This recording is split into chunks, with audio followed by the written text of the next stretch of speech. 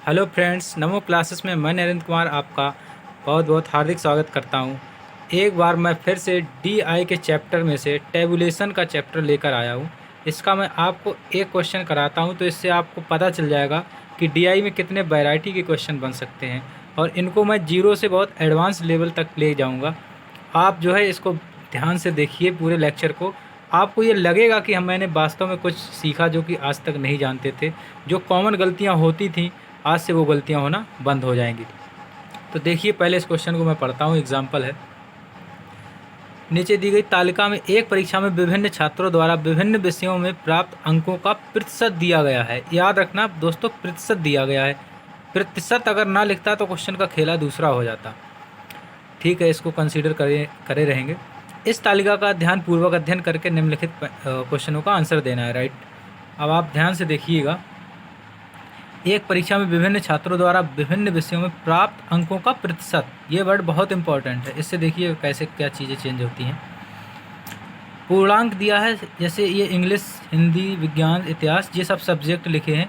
यहाँ पे छात्रों का ये दिया है ब्यौरा। जैसे ए छात्र है, ये छात्रों का नाम है एक तरीके से। तो ए छात्र ने इंग्लिश विषय में 68 नंबर, ये नंबर नहीं है, 68% प्राप्त किए। इसने जैसे 75%, 82%, 60%, मैथ में 96%, इस तरीके से ये परसेंट है। अब यहाँ पे क्यों नहीं लिखा है? कन्फ्यूज़ करने के लिए, क्योंकि इसने पहले ही एक बार कह रखा है कि ये जो भी अंक दिए गए हैं ये सब प्रतिशत में दिए गए हैं। तो हम जानते हैं दोस्तों, जैसे कि इंग्लिश का ये पूर्णांक देखो, इंग्लिश में पूर्णांक 100 है, हिंदी में 100 है, विज्ञान में 150 है, इतिहास में 60 है, गणित में 150 है, भूगोल में 40 है। राइट, तो इससे ये हम क्यों बता रहे हैं? ये इसलिए बता रहे हैं, इससे आपको ये पता चल सकेगा कि जैसे कि मान लीजिए छात्र ए ने इंग्लिश में 68% नंबर प्राप्त किए। जब पूर्णांक ही 100 का है तो 68% का मतलब ये नंबर होगा एक तरीके की, 68 नंबर गेन किए। राइट, बी स्टूडेंट ने इंग्लिश में 88% गेन किए, मतलब जब पूर्णांक ही 100 का था तो 88 नंबर भी मिलेंगे।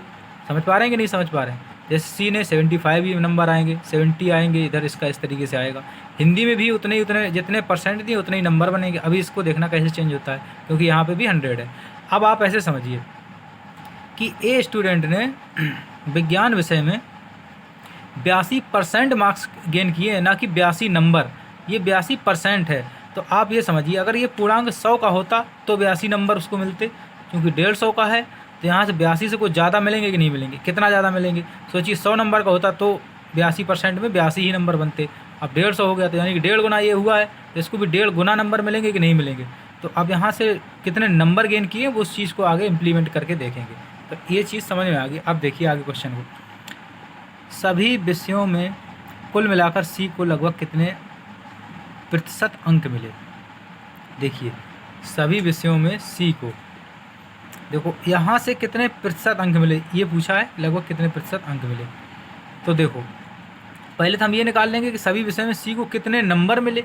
फिर प्रतिशत निकालने के लिए टोटल होल, जितना होल मार्क्स हैं उससे डिवाइड करके 100 से मल्टीप्लाई करेंगे। राइट, तो पहले ये निकालेंगे कि सभी विषयों में सी को नंबर कितने मिले। देखो, सी को इंग्लिश विषय में 75% मिले, तो 100 पूर्णांक है तो 75 नंबर बनेंगे।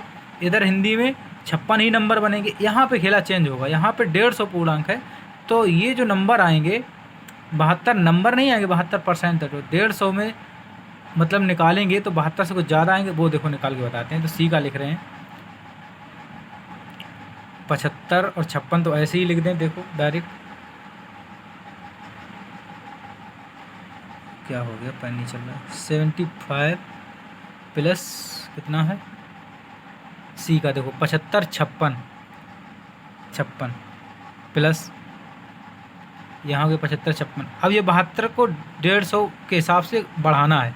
देखो ऐसे समझ लो, अगर 100 नंबर का पूर्णांक होता 72% में 72 नंबर बनते।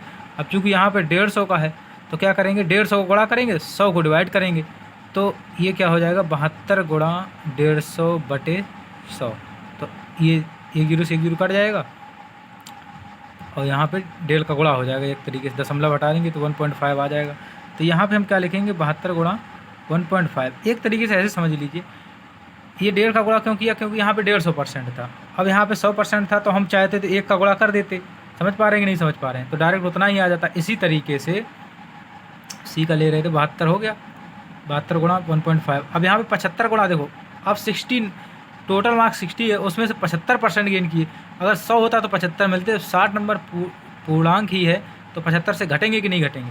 तो इसको कैसे लिखेंगे, 75 गुणा, देखो कम करना है, 60% नंबर मिले तो इसका 0.6 कर दें। 0.6 ना करना चाहो तो 60 गुणा मतलब गुणा करोगे इसमें 60/100 का, एक जीरो से एक जीरो कट जाएगा, इधर दशमलव आ जाएगा, ये जीरो हटेगा, तो वही डायरेक्ट हम गुणा कर देते हैं। आप इस तरीके से समझिए, क्योंकि थोड़ा शॉर्ट में भी करना है। अच्छा 75 का हो गया। अब 150 का, अब 75 में क्या करेंगे, फिर से 75 गुणा 150 का मतलब 1.5 से गुणा कर देंगे, हो जाएगा, ठीक है 75। अब इधर 80 का 0.4 से गुणा कर देंगे, प्लस 80 पूरा लिखो गुणा 0.4, ठीक। तो ये मैंने सॉल्व कर दिया, इनको जोड़ लो, ये गुणा करके जोड़ लो, तो ये आ गया इतना 428.5। आप आराम से गुणा कर सकते हैं। तो पूछा क्या है कि सभी विषयों में कुल मिलाकर सी को लगभग कितने प्रतिशत अंक मिले, तो इतने तो अंक मिले। अब प्रतिशत निकालना है। अब चूँकि हमें प्रतिशत निकालने के लिए सभी का योग बटे में लिखना पड़ेगा कि नहीं लिखना पड़ेगा। तो इसको जोड़ लो, 100, 200, 300, 350, 350 में से 60 जोड़ेंगे, 6 5 11 410, 410, 510, 560 और 600, कितना हो जाएगा 600 और गुणा 100।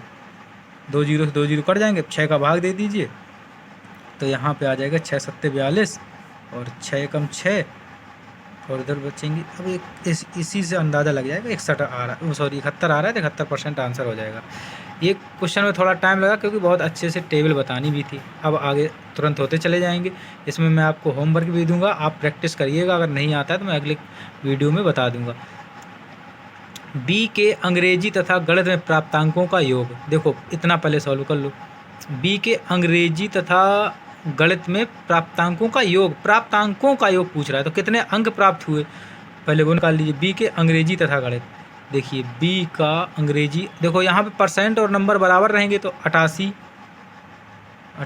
प्लस, देखो बी का अंग्रेजी तथा गणित, अब गणित कहाँ है बी के लिए, गणित वाले कॉलम पे जाओ, 88, देखो 150 के हिसाब से 88, तो ये जुड़ेगा कि नहीं जुड़ेगा, 88 गुणा 1.5 करना पड़ेगा, ठीक हो गया।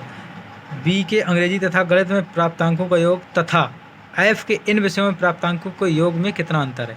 अब एफ का इन्हीं विषयों में अंतर जोड़ लो, तो यहाँ पे 85 है, तो यहाँ पे 85 लिख लो एफ के लिए, ये लिख दिया है, ठीक है। और 74 इधर है, प्लस 74 गुणा 1.5। अब ये हो गया एफ के लिए उन्हीं सब्जेक्टों में प्राप्तांकों का योग, ये हो गया किसके लिए, बी के लिए। अब इन दोनों को जोड़ के अंतर कर लो, तो ऐसे ही देख सकते हैं यहाँ पे अब घटाएंगे, 88 में से 85 के कितने बचे, 3 इधर बचाएंगे। अब देखो ये चीज़ सेम लिखी है, तो सीधे 75 में से आप 88 में से 75 घटाइए, 75 5 80 और 8 5 13, तो 13 बचेंगे, 13 गुणा 1.5, तो 3 प्लस 15 3 45 4 और 15 एकम 15 4 19, तो ये अंतर इस तरफ से घटा देंगे, डिफरेंस करना था, नहीं जोड़ेगा, हाँ ठीक है, तो 22.5। यहाँ पे दोस्तों थोड़ा गड़बड़ हो गया था, क्या था इसका, देखिए ये एफ़ के इन विषयों में प्राप्तांकों को, मतलब एफ़ के अंग्रेजी और गणित, एफ़ का अंग्रेजी तो ठीक लिखा था, गणित में यहाँ पे प्रॉब्लम हो गई, 74 था यहाँ पे 74, तो ये आप जो है कैलकुलेट करेंगे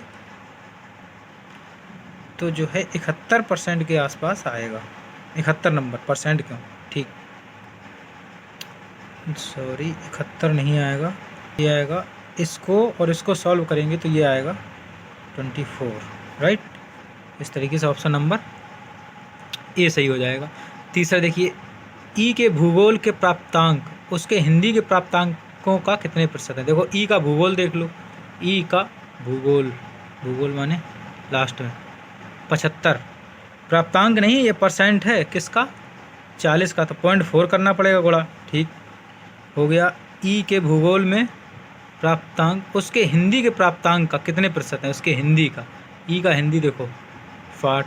अब देखो 60 का पूर्णांक ही 100 है, तो 60% का मतलब 60 नंबर हो जाएंगे, तो इसी से प्रतिशत बताना है, तो 60 नीचे लिखा जाएगा और 100 से गुणा करेंगे, तो देखो 15 पना 75, 15 चौको 60, 4 से 4 कट गए, 1 दशमलव से हटाएंगे तो 1 जीरो उड़ जाएगा। कितना बचा? 50। 50% आ जाएगा। है कोई option? Option number C right answer हो जाएगा। देखिए चौथा क्वेश्चन, डी को इतिहास तथा भूगोल में मिलाकर मिले अंकों का प्रतिशत। पहले अंक निकाल लीजिए। डी को इतिहास में कितने मिले? डी का इतिहास देखिए 80, लेकिन 60 ऊपर लिखा है तो 80 गुणा 0.6 करना पड़ेगा। 80 गुणा 0.6, ये चीज़ समझ में आ गई होगी। डी को इतिहास तथा भूगोल में मिलाकर, डी का इतिहास हो गया, भूगोल कहाँ है? ये 62 गुणा 0.4 करना पड़ेगा। 62 गुणा 0.4, ये इतने नंबर मिले टोटल।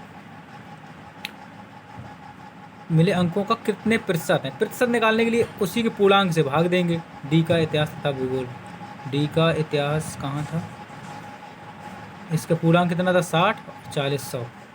100 से भाग देंगे और पूरे में गुणा 100 से करेंगे तो 100 से 100 कट जाएगा। ये जितना आ जाएगा उतना ही आंसर होगा। ये मैंने सॉल्व कर दिया है, थोड़ा वीडियो को लंबा ना हो पाए इसलिए। ये देखिए इतना और % आंसर आ जाएगा, तो मिला लीजिए, इस पे कहीं होगा। 72.8% आपका ये वाला बी ऑप्शन सही हो जाएगा। अब देखिए विज्ञान में सभी छात्रों का औसत प्राप्तांक कितना है? मैं आपको हिंट दे देता हूँ, आप ये क्वेश्चन खुद से सॉल्व करिएगा। थोड़ा वीडियो लंबा हो रहा है और अभी टेक्निकल इशू की वजह से मैं आपको फिर पूरा क्वेश्चन सॉल्व करा दिया करूँगा। हालांकि एक मैं आपको प्रैक्टिस के लिए दे रहा हूँ। तो देखिए क्या करना है।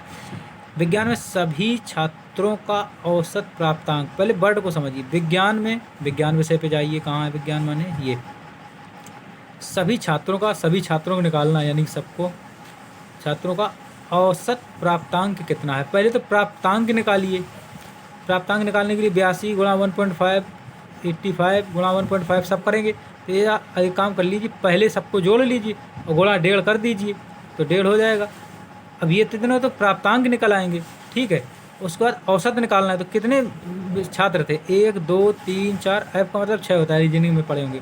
तो 6 से डिवाइड कर देंगे तो औसत निकल जाएगा। समझ आया कि नहीं आएगा?